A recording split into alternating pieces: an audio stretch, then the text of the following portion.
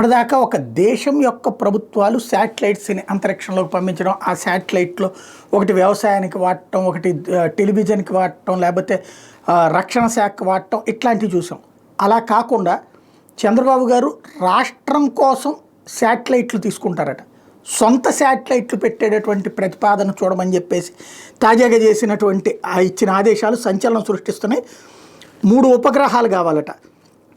వీటి ద్వారా వీటికి అనుబంధంగా డ్రోన్లు, సీసీటీవీ కెమెరాలు, ఐఓటీ పరికరాలు ఉంచాలట. వాటిని ఆర్టిఫిషియల్ ఇంటెలిజెన్స్తో అనుసంధానించాలట.